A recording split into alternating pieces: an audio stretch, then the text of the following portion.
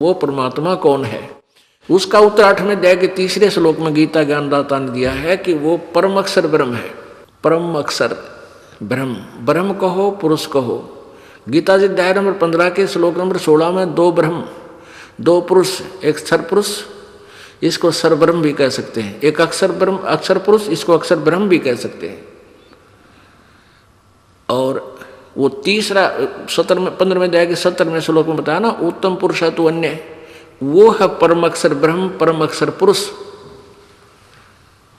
तो यहाँ गीता अध्याय नंबर 18 के श्लोक नंबर 62 में कहा कि अर्जुन तू सर्वभाव से उस परमेश्वर की शरण में जा जिसकी कृपा से तू परम शांति और शाश्वत स्थानम, शाश्वतम स्थानम, शाश्वत माने सदा रहने वाला जिसका नाश कभी ना हो, स्थान कहो, धाम कहो, लोक कहो, देश कहो, तो हम उसे सतलोक कहते हैं, उसको शाश्वत स्थान भी कह सकते हैं, शाश्वत परमधाम, सनातन परमधाम भी कहते हैं। तो इसलिए कहा कि तू उस परमेश्वर की शरण में जा, भजन करो उस रब दा जो दाता है कुल सब का, उस रब का, उस राम का, उस अल्लाह का, उस गॉड का जो सबसे न्यारा है, उसकी भक्ति करने के लिए संकेत दिया गया है कि राम नाम रटते रहो। अब यहां जो राम नाम के लिए संकेत प्रभु दे रहे हैं, ईव समझ में आओगा आपको, आपका नहीं तो हम इनकम्प्लीट नॉलेज होते हैं।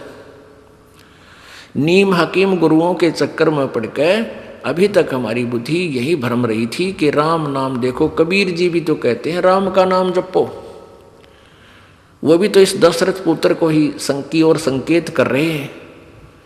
ये अल्पज्यता थी, ये लोक वेद था।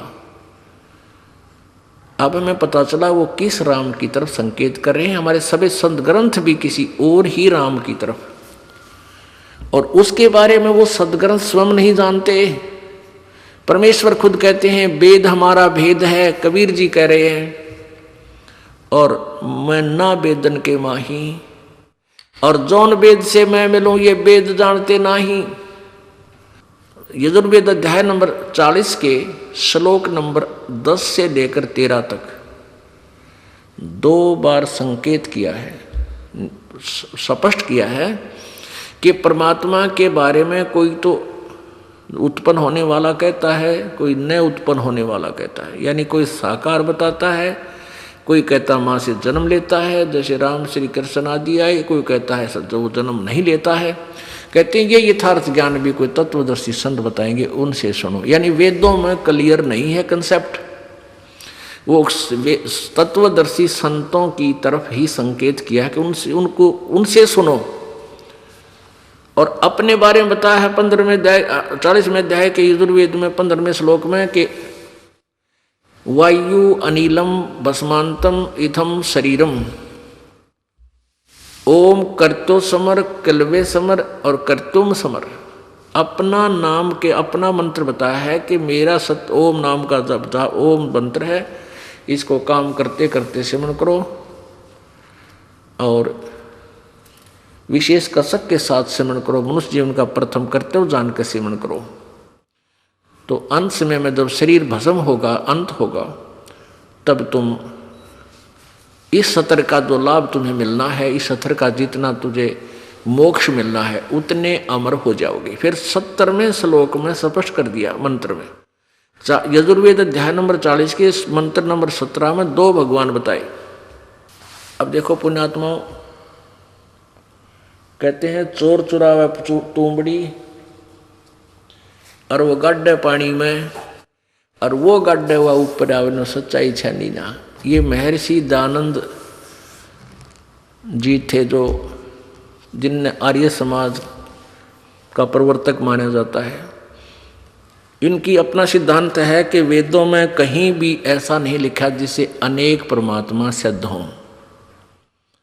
इनके द्वारा अपने अनुभव की लिखी पुस्तक सत्यार्थ प्रकाश समलास नंबर 7 के प्रथम में ही लिखा है।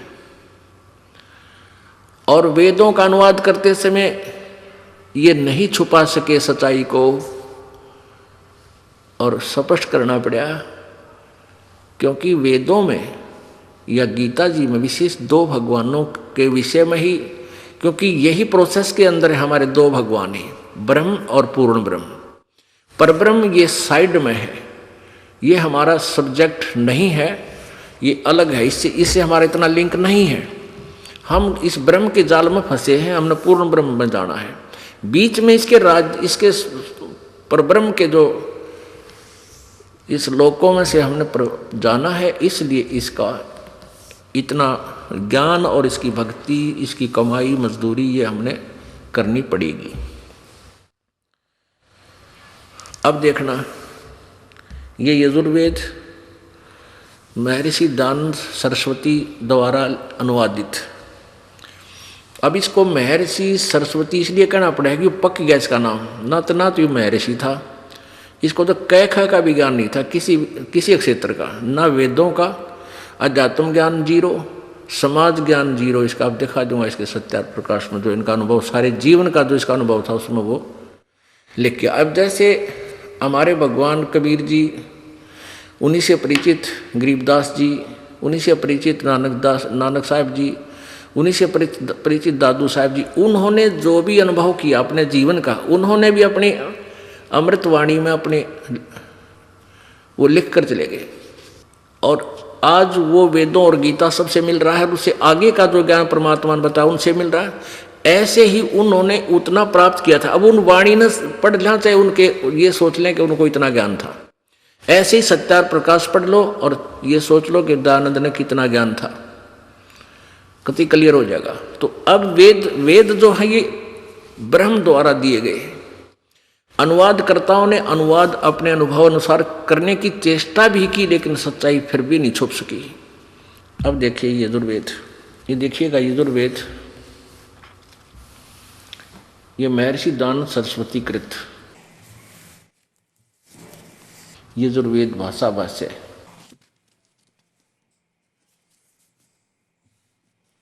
ये है प्रकाशक सार्वजनिक कार्य प्रतिनिधि सभा 2/5 महर्षि दयानंद भवन, रामलीला मैदान, नई दिल्ली। ये इनका इतना दूरभाष है। और ये किसके द्वारा अनुवादित है? यजुर्वेद आर्य भाषा भाष्य, यानी हिंदी भाषा में अनुवादित संपूर्ण 40 अध्याय किसने किए हैं? महर्षि दयानंद सरस्वती कृत, इनके द्वारा किया हुआ अनुवाद किया गया। और ये मुद्रक है prince offset printers, 1510 Pataudi house, Triyaganj, Nai Delhi से। अब इसके लास्ट में है ये 40वां अध्याय, अंतिम अध्याय है ये देखिएगा। पहले तो आपको ये क्लियर करते हैं कि ये है ये जो 44वां अध्याय, 44 माने 40वां, और इसमें ये 10वां श्लोक है इसका, ये 10वां मंत्र।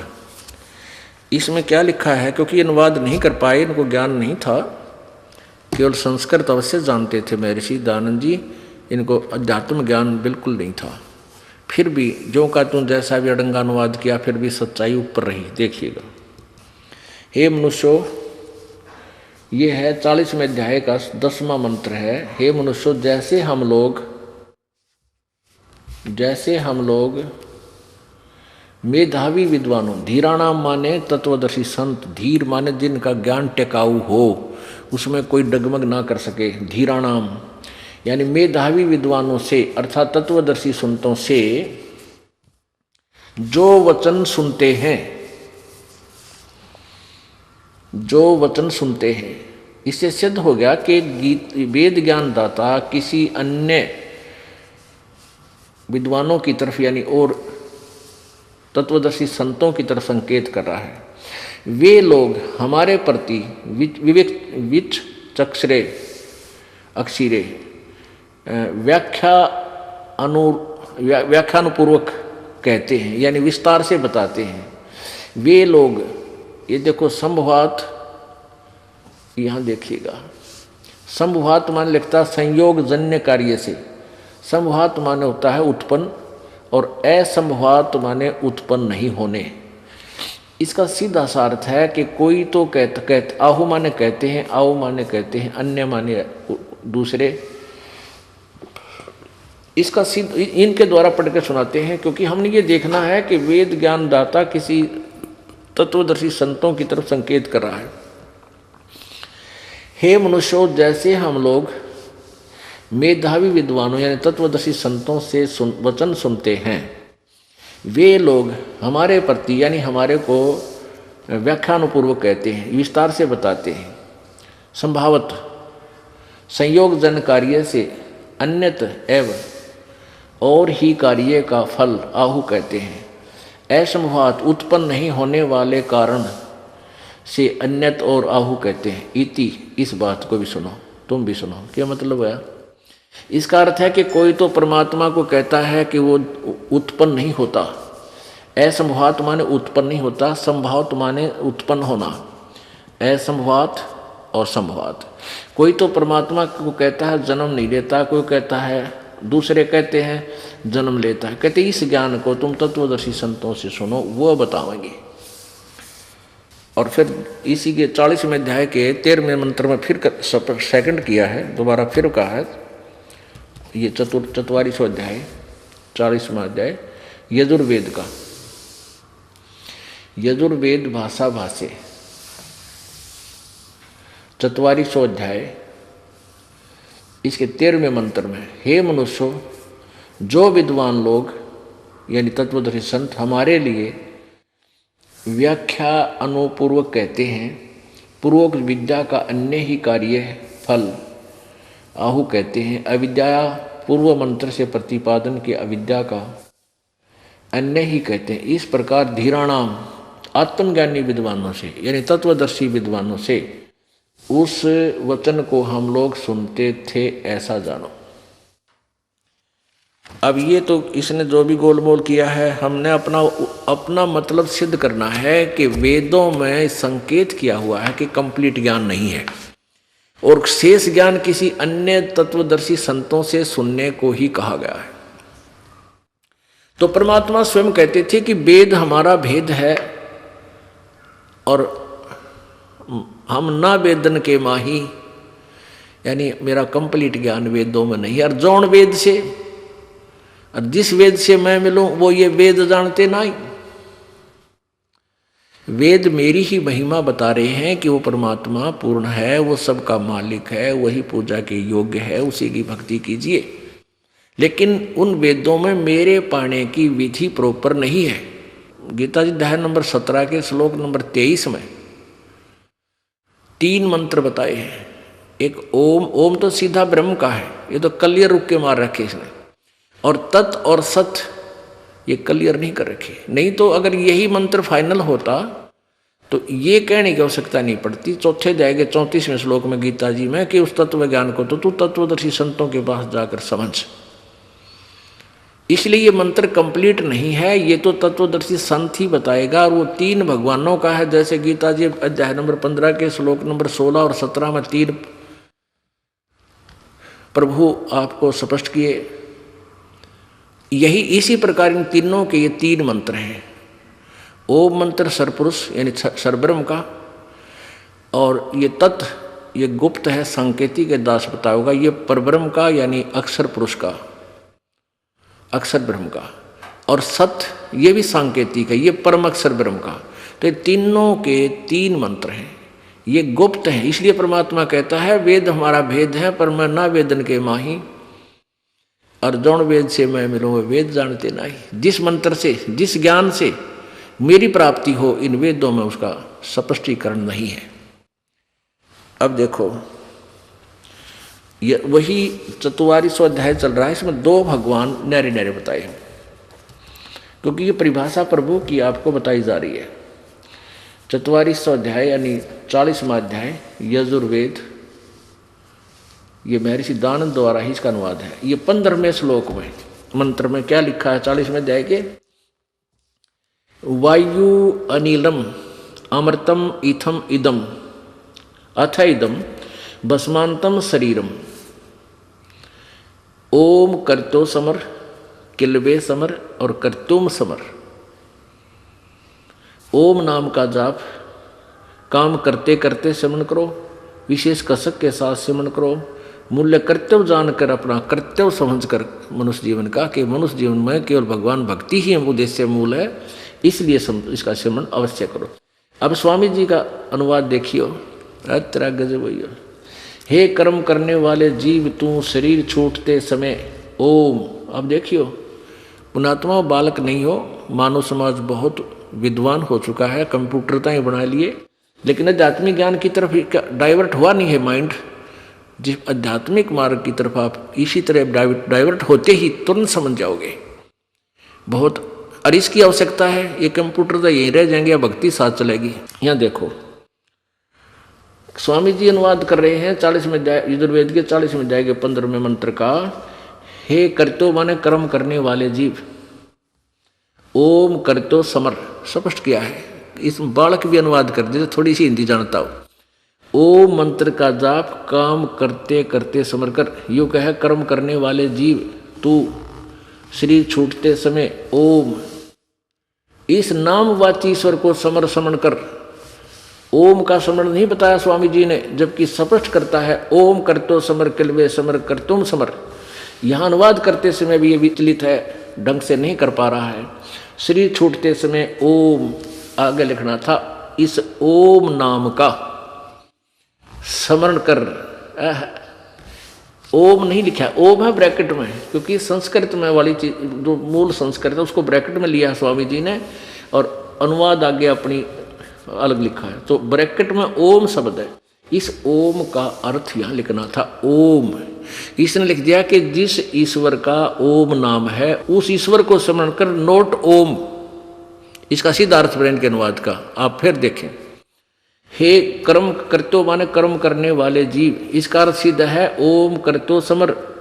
ओम नाम का जाप काम करते करते सिमरन करो। नाम उठत नाम बैठत नाम सोवत जागवे, नाम खाते नाम पीते नाम से ती लागवे। ये सूक्ष्म वेद में ये ज्ञान है, और वही वेद सेकंड कर रहे हैं इसको, लेकिन अनुवाद करता गलत है, इन्होंने नहीं करना आया। अब परमात्मा कहते हैं वेद कतेब झूठे नहीं भाई, झूठे हैं जो समझे नहीं। ये वेद और कतेब झूठी नहीं है, लेकिन इनको जो समझ नहीं सके वो नालायक आदमी थे, वो झूठे थे, उन्होंने ऊट पटांग ज्ञान समाज में ठोक दिया। अब देखो, एक कर्म करने वाले जीव, तू शरीर छूटते समय ओम का अर्थ इसने किया है इस नामवाची ईश्वर को समर माने समरण कर। इतने सेंटेंस का इसने इतना कुछ अड़ंगा किया है। इसका सीधा अर्थ है कि ओम नाम का जाप कर तो काम करते करते सेवन कर। किलबे यानी किलबलाट के साथ, सिंपल सी भाषा है या कोई विशेष नहीं है। जैसे आदमी मरते हुए याद करा करे, विशेष दुख में याद करा करे, भगवान ने कहते न्यू याद कर, ररंकार धुन से याद कर। ररंकार धुन क्या है? एक बार हाथी और मगरमच्छ का युद्ध हो गया। हाथी गया था पानी पीन, मगरमच्छ ने हाथी का पैर पकड़ दिया। वो अंदर ने खींचा, हाथी बाहर ने खींच लिया। मगरमच्छ भी पूरा बेगन हो है, तो बहुत बड़ा होता है। तो हाथी भी बहुत तगड़ा था। कहते हैं 1000 वर्षों तक उनका युद्ध चलता रहा, अपनी अपनी ताकत आजमाते रहे। लास्ट समय में हाथी कमजोर हो गया, क्योंकि आसपास का चारा उसका खत्म हो गया, और मगरमच्छ ने वो अंदर खींचना शुरू कर दिया। खींच लेगा। जब सूंड बाहर रह गया, कति एक सूत यानी एक चावल के दाने के बराबर थिकनेस बाहर रह गया, उसकी पानी में डूब बनता है, क्योंकि हाथी के सूंड में ही श्वास नाक होता है, वहीं से श्वास आता है। जब उसने देख लिया तेरी ताकत काम नहीं करती, तब उसने आधा याद किया था, हे भगवान राम भी पूरा नहीं कह पाया था। यानी मरते हुए जो मालिक ने याद किया जाता वो कष्ट, उसको किलबे बोलते हैं। कहते ऐसे याद कर भगवान ने। इब हम रेल बढ़ा जा मंत्र की no no no no no देखियो ना, नो को तू नो बता कि इधर रेल छूटे है, आराम से करे बैठ के, चाहे थोड़ा कर ले पर करे प्यार ते।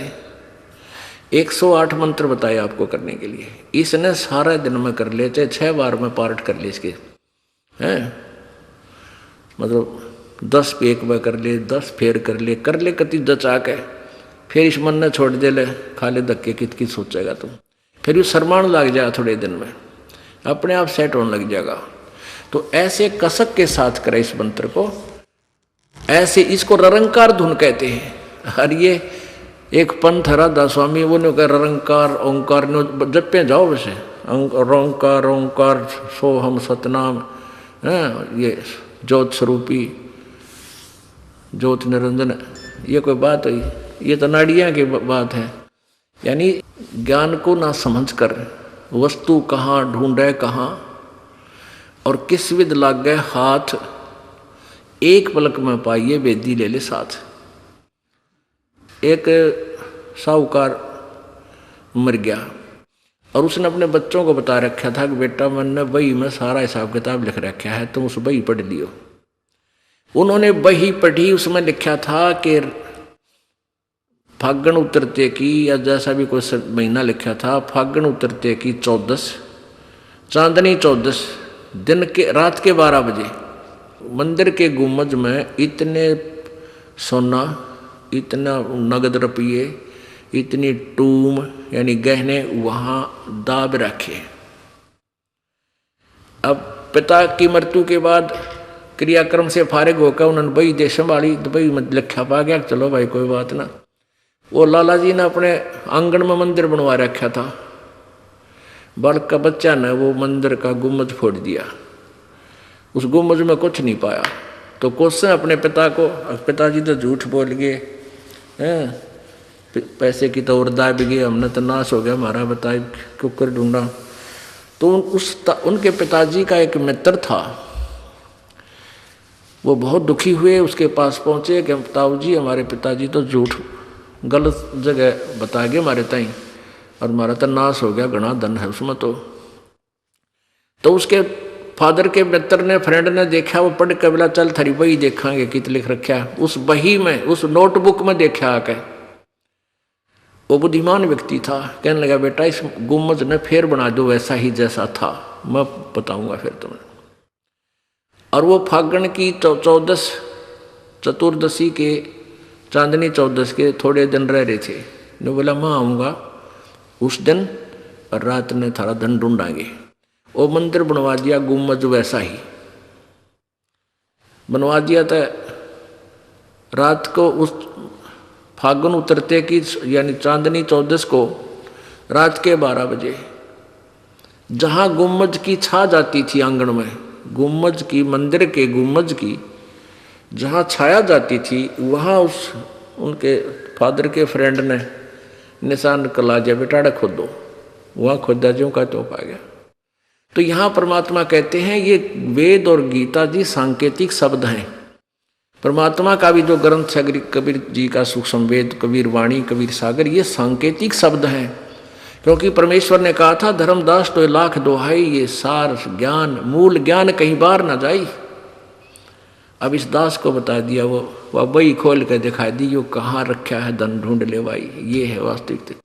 तो यहाँ वो धन नो का नो पा गया।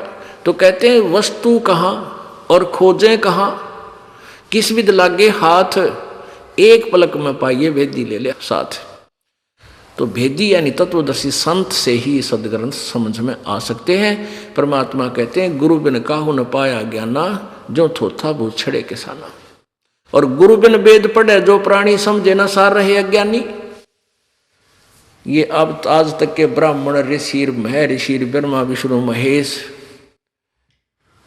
और ये सब अज्ञानी थे, वेदों से अपरिचित थे। और इस कलयुगी महर्षि दानंद की तब के गुजरी थी, वो कोई वेदों को समझ सके।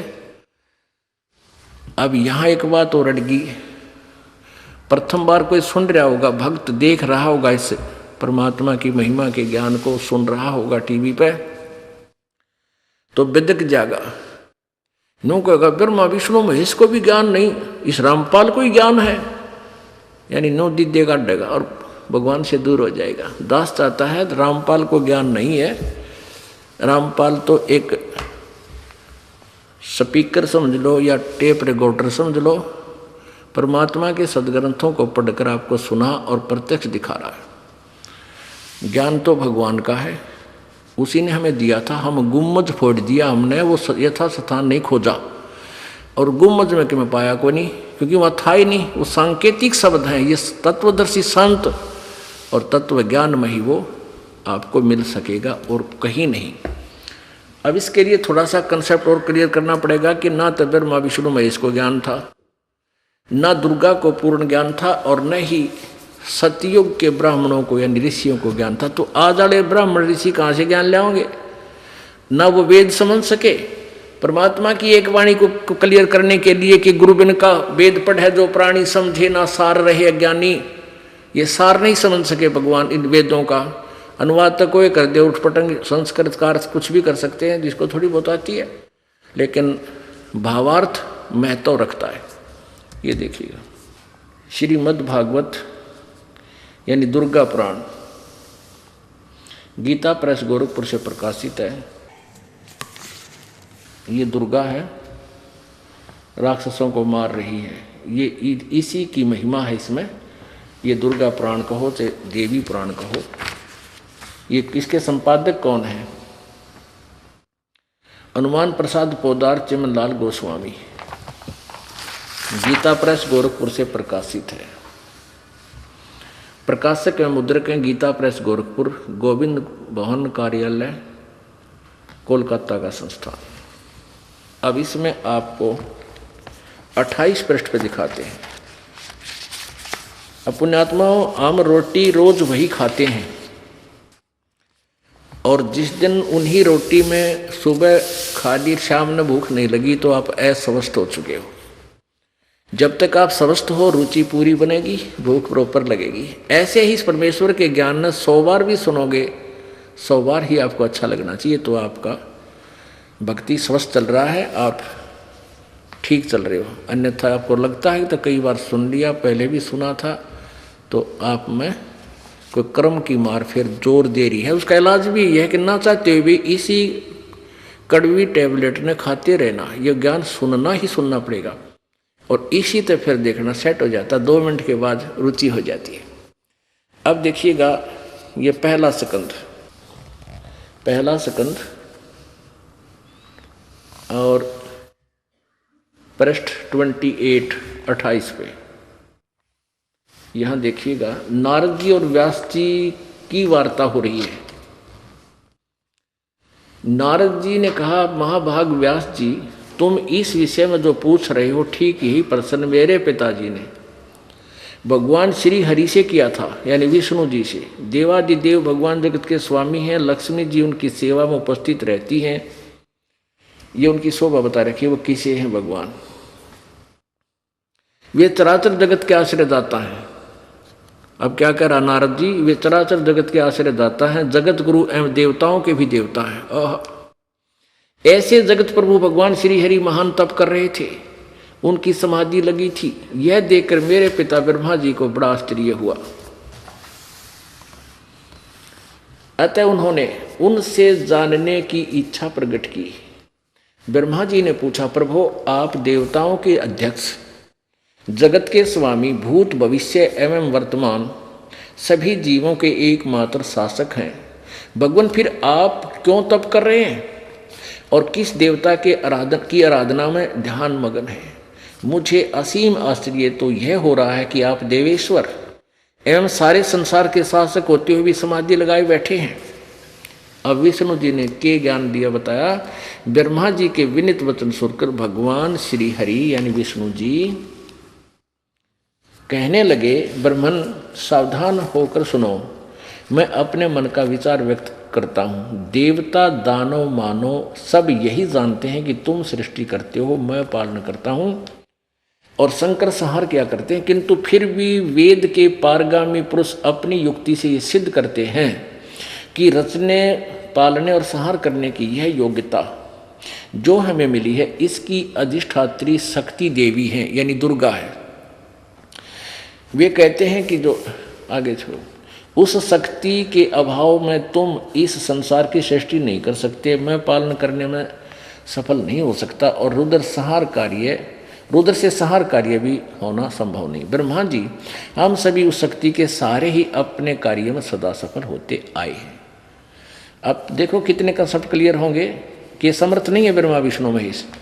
सुवर्थ प्रत्यक्ष और प्रोक्ष दोनों उदाहरण मैं तुम्हारे सामने रखता हूँ, सुनो।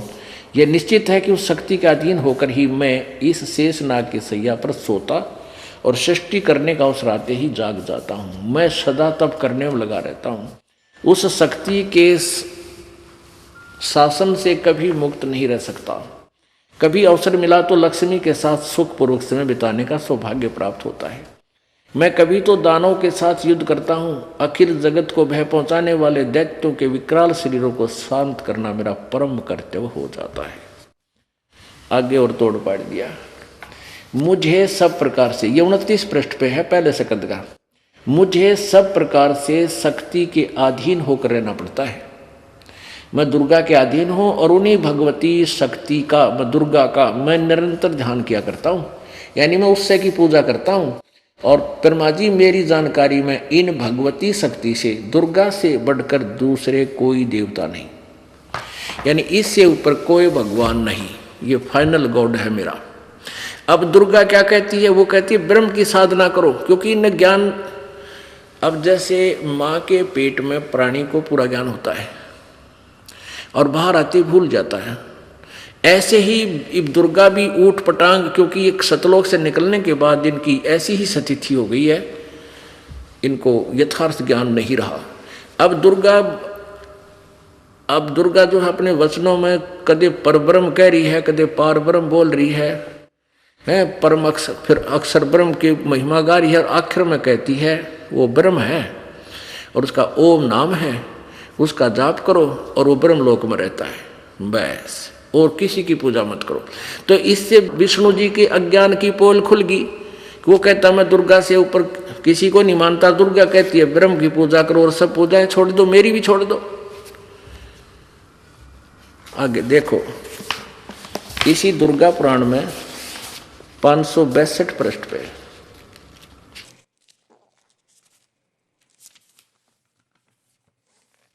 ये है 7वां स्कंद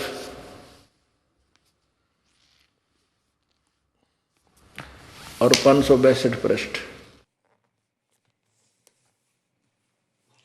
देवी द्वारा हिमालय को ज्ञानोपदेश और ब्रह्म स्वरूप का वर्णन, यानी ब्रह्म का स्वरूप बताया उसने, कैसा है, क्या स्थिति है। श्री देवी कहने लगी पर्वतराज इस प्रकार योग युक्त होकर, ये तो अपने बारे में कह रही है, यहाँ कहती है उस ब्रह्म का क्या स्वरूप है। यहाँ तो कहती है मेरी साधना कर तो ऐसे कर, आगे लिखा उस ब्रह्म का क्या स्वरूप है यह बतलाया जाता है, जो प्रकाश रूप सबके अत्यंत समीप में स्थित हृदय रूप गुहा में स्थित होने के कारण गुहातर नाम से प्रसिद्ध है और महान पद अर्थात परम प्राप्य है। वह समस्त प्रजा के ज्ञान से परे है, अर्थात किसी की बुद्धि में आने वाला नहीं है, यह तुम जानो। जो परम प्रकाश रूप, जो सूक्ष्म से अत्यंत सूक्ष्म है, जिसमें संपूर्ण लोक और इन लून लोकों में निवास करने वाले प्राणी स्थित हैं, वही यह अक्षर ब्रह्म। अब देखो यहाँ अक्षर ब्रह्म कहा है, वही सबके प्राण है, वही सबकी वाणी है और वही सबके मन है। यह वह परम सत्य और अमृत अविनाशी तत्व है। सौम्य उस वेदने योग लक्ष्य को तुम वेदन करो, लक्ष्य का तुम वेदन करो, मन लगाकर उसमें तन में हो जाओ। सौम्य उपनिषद में कथित महान अस्त्र रूप धनुष लेकर उस पर उपासना द्वारा तीक्ष्ण किया हुआ बाण संधान करो और फिर भावानुगत चित्त के द्वारा उस बाण को खींचकर उस अक्षर रूप ब्रह्म को ही लक्ष्य बनाकर वेदन करो। उसका के मंत्र बताओ है फिर आखिर में, ओम परमण ओम धनुष है, जीवात्मा बाण है, ब्रह्म को उसका लक्ष्य कहा जाता है।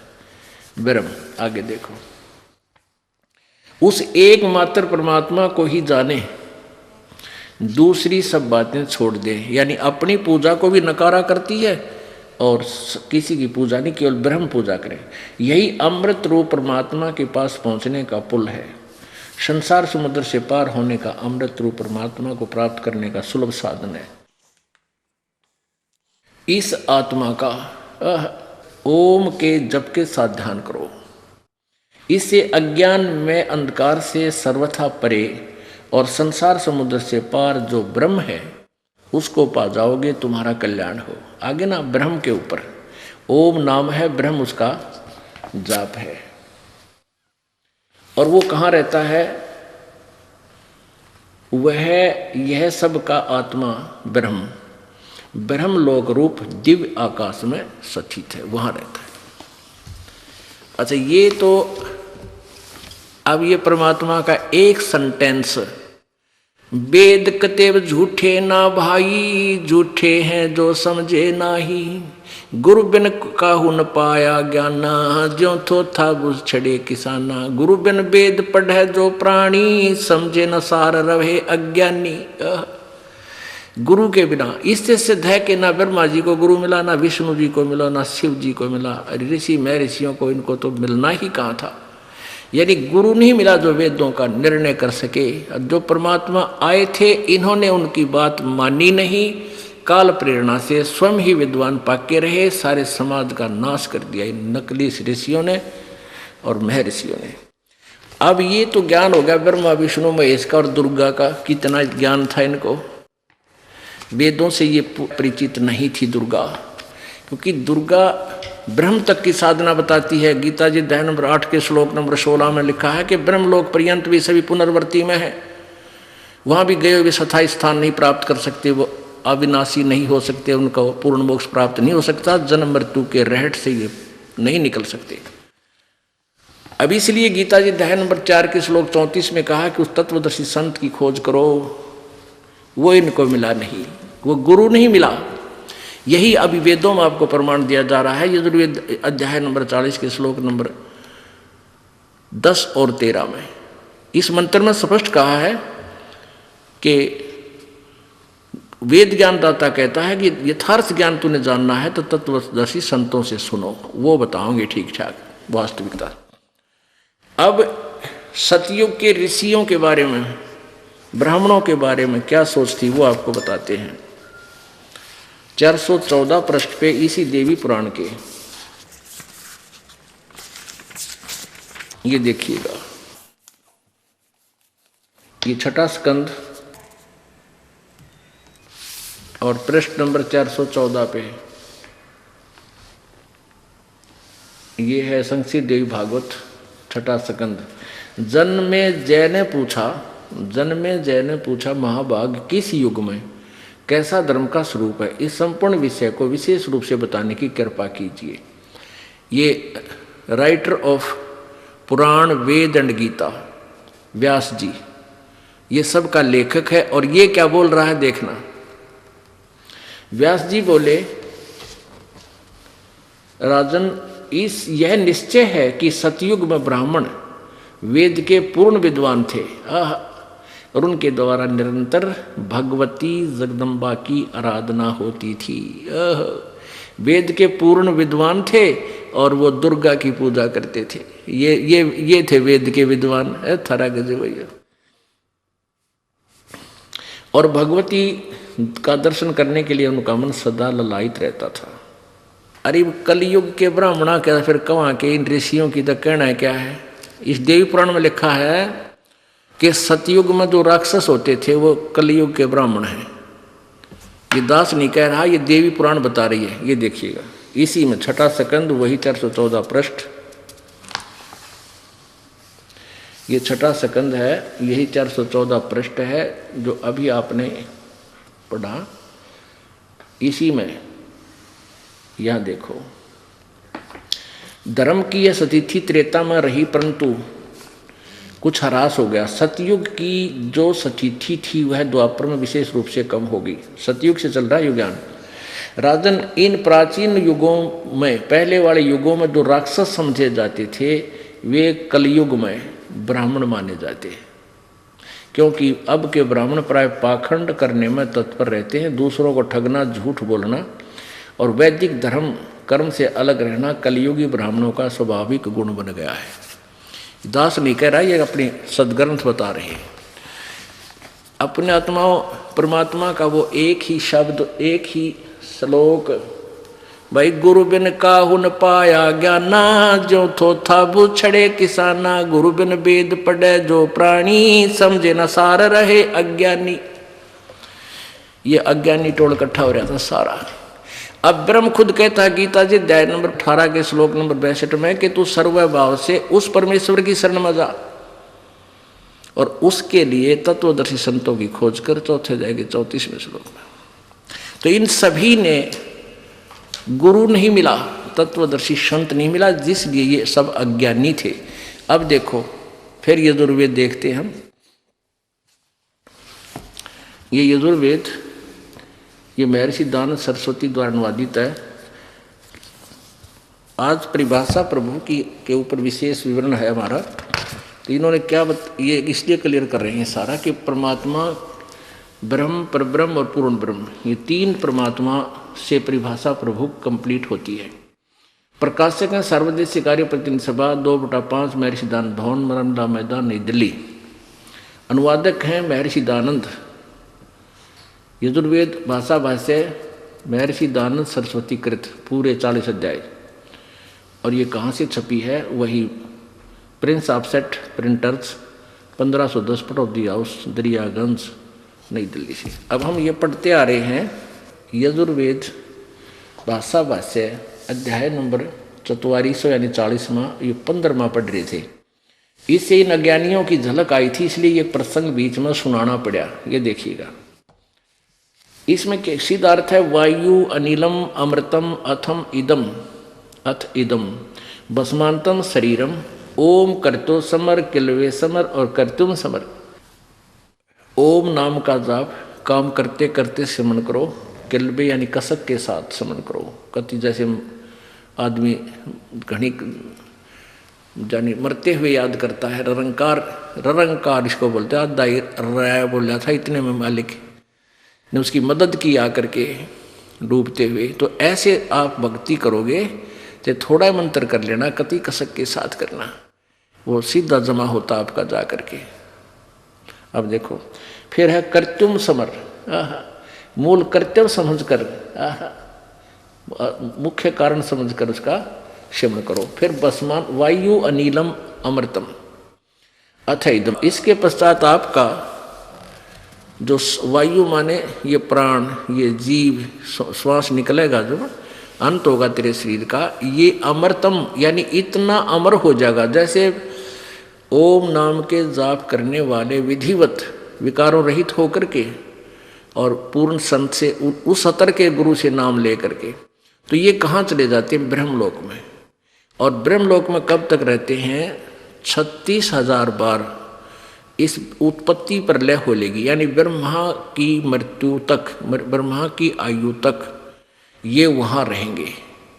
उसके बाद फिर 84 लाख योनियों में आ जाएंगे। यानी इतना, इसलिए इनको भी अमर बता दिया।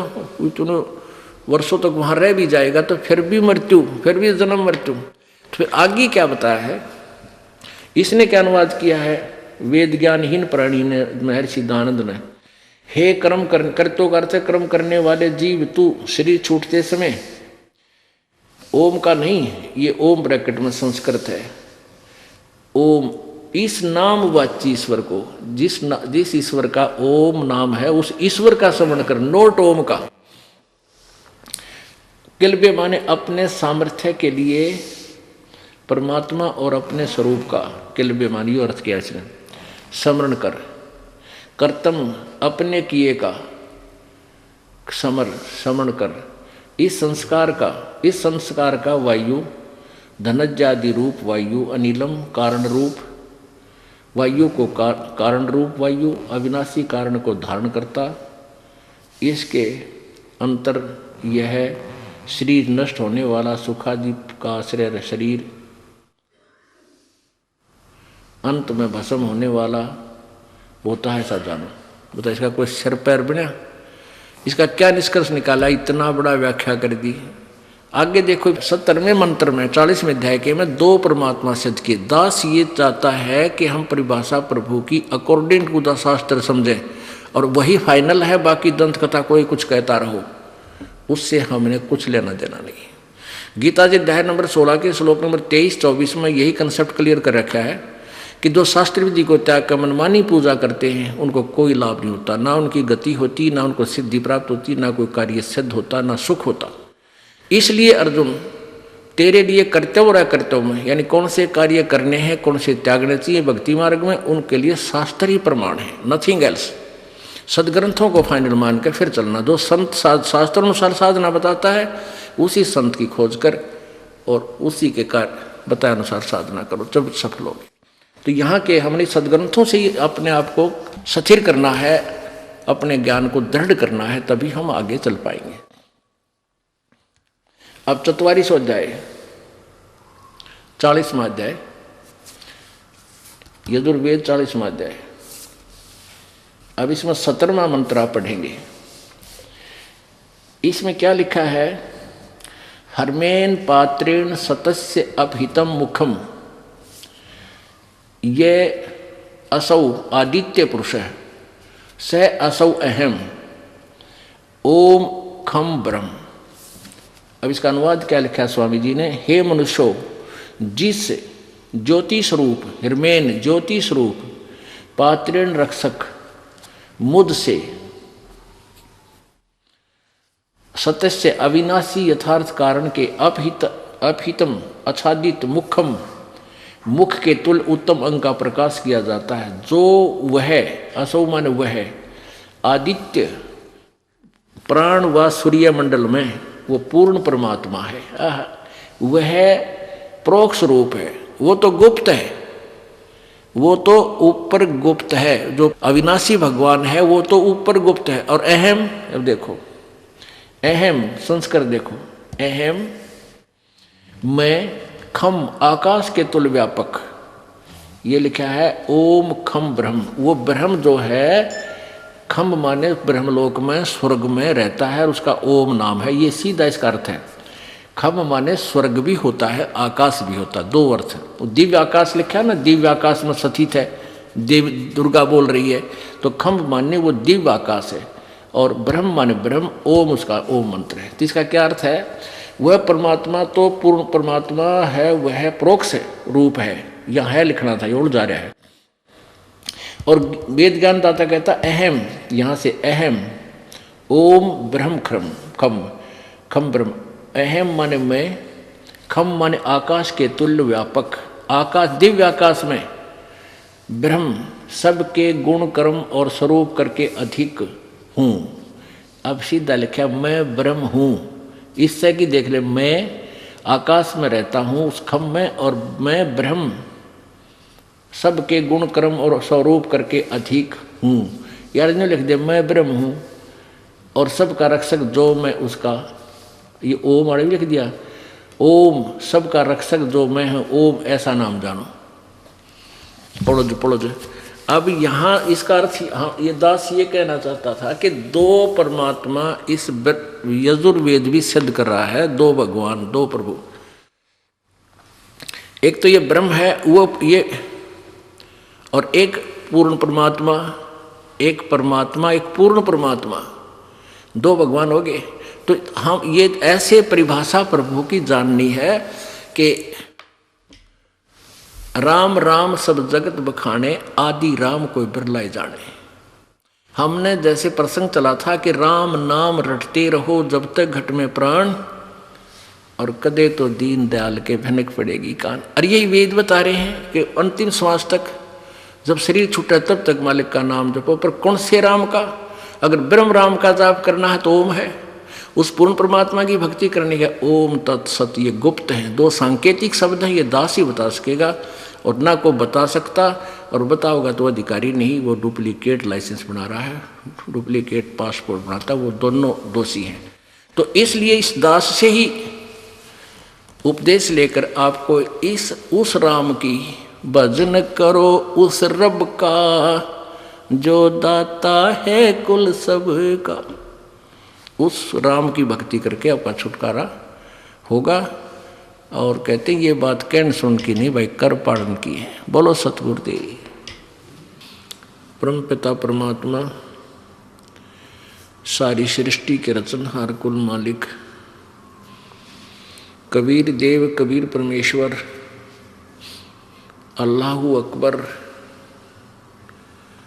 ये वही परमेश्वर हैं जो सर्व ब्रह्मांडों के रचयिता हैं।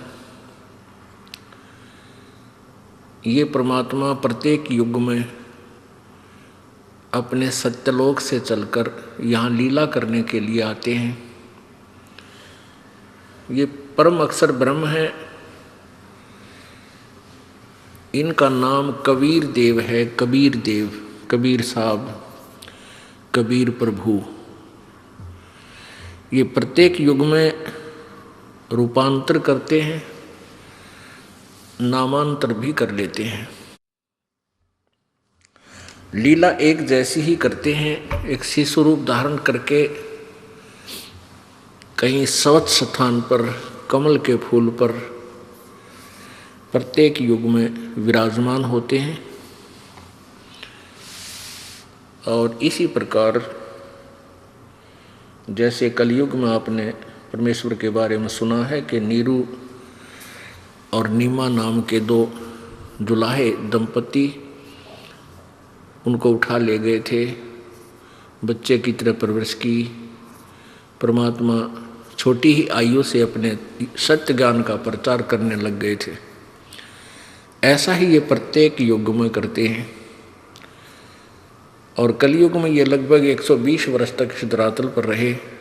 उसके पश्चात से शरीर चले गए। ये वो परमात्मा है जो स्वयंभू हैं, ये परिभू हैं, ये कबीर मनीषी। इनका शरीर शुक्रम अकायम ऐसनाविरम। इनका शरीर माता पिता के योग से बने शुक्र का नहीं होता। ये स्वयंभू हैं, तेजपुंज का शरीर होता है।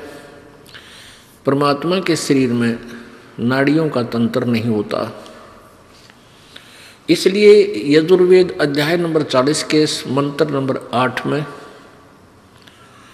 इसी कबीर मनीषी यानी कबीर विद्वान जिसकी इच्छा प्रत्येक व्यक्ति को है, वो कबीर साहब, कबीर भगवान, कबीर देव है।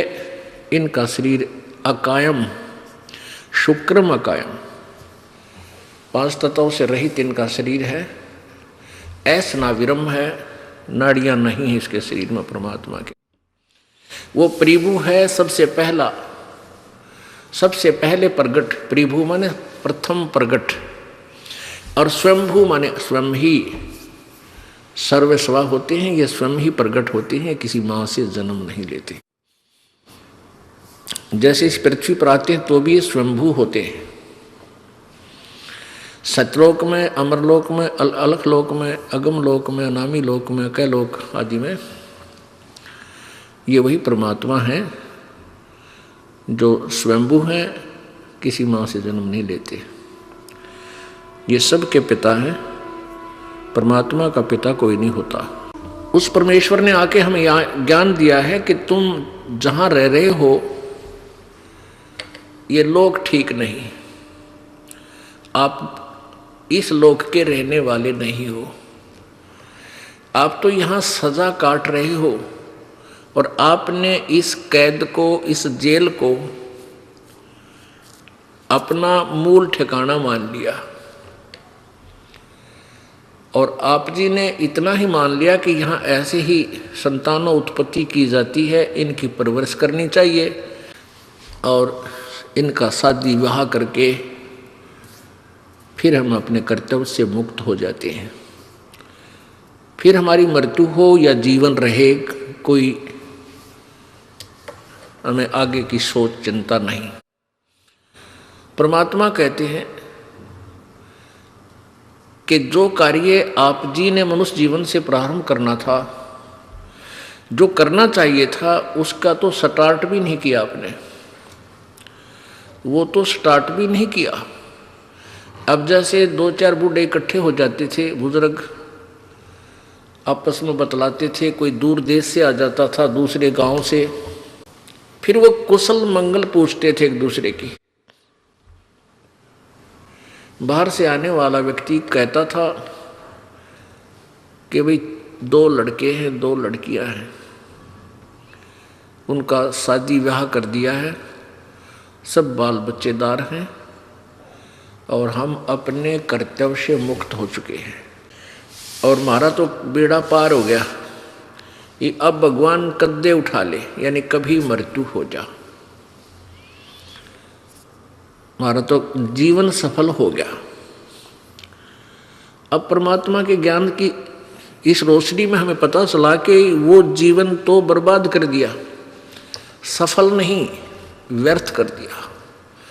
जिसके भी भाग्य में लड़का है या लड़की है, ये पूर्व निर्धारित होता है, ये प्रारब्ध में पूर्व ही आपके अंकित होता है और वही आपके को मिलता है। चाहे लड़का होता है या लड़की, संपत्ति जो भी आपको मिलना है वही मिलेगी, जो भी आपका पद पोस्ट प्राप्त होना है वो भी वही मिलेगा। जब तक हम पूर्ण परमात्मा कबीर जी की शरण में नहीं आते तब तक हम केवल अपना प्रारब्ध ही भोगते हैं। और जो साधना भविष्य की करते भी हैं, जैसे पहले हम करते थे कि जब हनुमान जी की पूजा, कहीं बाबा श्याम जी की पूजा या किसी और देवी देवता की पूजा, ये साधनाएं हमारी शास्त्र विरुद्ध थी। कहने का भाव यह है कि हमारा भविष्य का कोई भी पुण्य नहीं बन रहा था। प्रारब्ध अच्छा था, क्योंकि हम समाज में क्या देखते हैं, बेटा हो जाए बेटी हो जाए, छोटी सी कोई रोजगार हो जाए, फिर एक कोठी हो जाए, और जो भी कुछ होता था हम सोचते थे हमारे ये भगवान कर रहे हैं जिनकी पूजा हम कर रहे हैं, क्योंकि हम आध्यात्मिक ज्ञान से अपरिचित थे। और जो भी हमारा कोई शुभ होता था, जैसे पुत्र की प्राप्ति को बहुत शुभ मानते थे, तो अपने भगवान श्री कृष्ण जी पर ही हमारी बुद्धि की निडर जाती थी, सुई जाती थी कि श्री कृष्ण भगवान विष्णु जी ने मौज कर दी, फिर हनुमान जी याद आ जाते, हनुमान जी ने मौज कर दी, फिर बाबा श्याम जी दिख जाता तो बाबा श्याम जी ने मौज कर दी, इन्होंने हमारे को पुत्र बख्श दिया। अब पता चला कि ये तो कोई भी परिवर्तन हमारे प्रारब्ध में कर ही नहीं सकते, वो तो कबीर परमात्मा परम अक्षर ब्रह्म पूर्ण ब्रह्म ही कर सकता है, और वो सतगुरु रूप में आता है तभी करता है, जो उनकी आज्ञा का पालन करते हुए सत्य भक्ति करता है। मासा घटे न तिल बधे, विधना लिखे जो लेख, और सच्चा सतगुरु मेट कर ऊपर मारे मेघ।